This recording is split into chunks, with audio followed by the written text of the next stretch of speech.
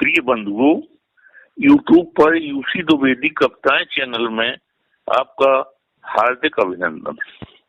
सज्जनों, आज मैं आप लोगों के लिए अपनी कविता के माध्यम से एक सामूहिक भोज की चर्चा कर रहा हूं, जो कि पाश्चात्य सभ्यता पर आधारित है। परंतु आजकल इस सामूहिक भोज का चलन भारत में तीव्रता से बढ़ रहा है, जबकि इस भोज का सही नाम भी बहुत ही कम लोग जानते होंगे, बल्कि इसको अनेक अन्य नामों से जानते हैं, जैसे बफर भोज, बफर सिस्टम, बखर भोज, भंग भोज, कुत्त भोज, गिद्ध भोज, भैंस भोज आदि। लेकिन मैंने जब इस भोज में सम्मिलित होने वाले लोगों की दुर्दशा पर कविता बनाने पर विचार किया तो सर्वप्रथम मेरे मन में एक जिज्ञासा उत्पन्न हुई कि कम से कम मुझे इस भोज के नाम का सही उच्चारण तो समझना चाहिए।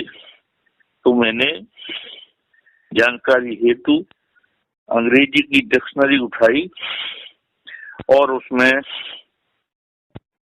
इस तरह के किसी शब्द को ढूंढने का प्रयास किया तो मुझे एक शब्द मिला, BUFFET, बफेट। परंतु इसमें टी शब्द जो है साइलेंट है, इसलिए इसका नाम सही में बफे भोज है। बफे जिसका तात्पर्य होता है शाम का भोजन अर्थात डिनर। तो इस बफे से ये तमाम प्रकार के नाम इस तरह के बन गए। मैंने अपनी कविता लिखना प्रारंभ किया क्योंकि आजकल किसी भी जन्मदिन पार्टी, शादी समारोह, जलसों आदि में इसी सामूहिक भोज का ज्यादातर चलन बढ़ता जा रहा है। इसलिए कविता प्रस्तुत है। कविता का शीर्षक है एक रोज बफे भोज। तो लीजिए सुनिए।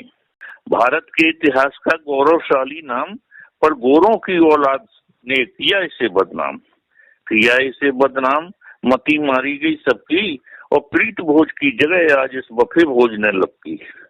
बफे भोज के और हैं प्यारे रूप अनेक और कुत्त गिद्ध और भंग भोज कहता ऐसे हरेक।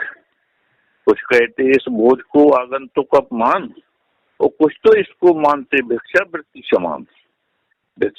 समान भोज की शोभा न्यारी और इसमें मिलकर भोजन करते राजा रंक भिखारी। कुछ जन तो इस भोज में बिन खाए रह जाते पर मौका भर मिल जाए जिन्हें वे छक्कर भोजन पाते। बफे भोज का अर्थ कछुजन भैंस भोज बतलाते और इसमें सम्मिलित लोगों को भी कुछ बखर कह जाते। इस भोजन में शुद्धता का नहीं है नाम निशान और एक दूसरे का जूठा सब खाते हैं मेहमान। छुआछूत उन्मूलन का है यह साधन अति खासा और छुआछूत मिटने का इसमें पूरी आशा। ऐसे ही भोज की करता कथा बखान और न्योते पहुंचा मित्र के सुनो लगा कर कान।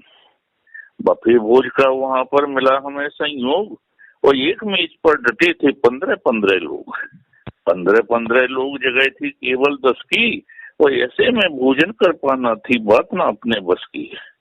फिर भी मन में सोच कर उसी भीड़ में जाकर हम आए हैं तो घर जाएंगे भोजन पाकर।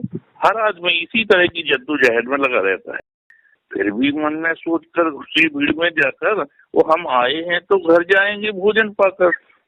प्लेट पकड़कर हाथ में घुसी भीड़ के साथ और इतने में टकरा गया किसी और से हाथ छिटक कर सब्जी सारी और गिरी के जिससे गीली हो गई पैंट हमारी। अब भौचक्के से खड़े सोचते पहले इसे धुलाएं या भोजन के लिए पुनः हम दाव लगाएं। फिर से हिम्मत बांध कर लेने झुके पनीर वो इतने में टपका गया कोई जेब में खीर। भीड़ का आया लीला और जिसने हमको रसमलाई से दूर ढकेला। हमको आया ताव पूरियां लेने दौड़े किंतु भीड़ में पा सके कुछ ही दही पकौड़े। पुनः भीड़ में घुस पड़े पकड़ी कोने की मेज, और 20 पूरियां पेट में हम रख चुके सहेज। हम रख चुके सहेज पिया नहीं बिल्कुल पानी, क्योंकि अभी और मीठा खाने की ठानी। लगे ढूंढने भीड़ में चमचम बालूशाही, पर धक्कम धुक्की में पा गए हम रबड़ी और मलाई। खा पी कर इस बीच में निकले लोग तमाम, और हम भोजन करते रहे बिना किए विश्राम।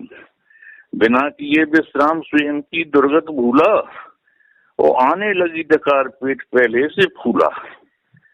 फिर खा पी कर फुर्सत हुए ताव मूंछों पर देकर, और लगे टहलने वहीं एक कप काफी लेकर।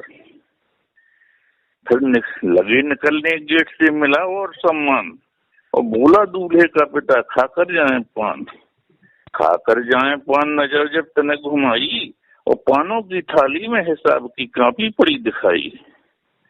खुशी हुई काफूर हलक तक आया खाना, और सोचा भोजन का बिल हमें पड़ेगा यहाँ चुकाना। 151 से कम नहीं देना होगी भेंट, और स्वाद सभी हो चुका था तब तक मटिया मेट। तब तक मटिया मेट हृदय को कड़ा बनाया, और जितना खाया उससे ज्यादा नकद चुकाया। राजा जी ने सोचकर फिर नापा घर का रास्ता, और सिर्फ निमंत्रण 13 का पड़ेगा हमको सस्ता। धन्यवाद।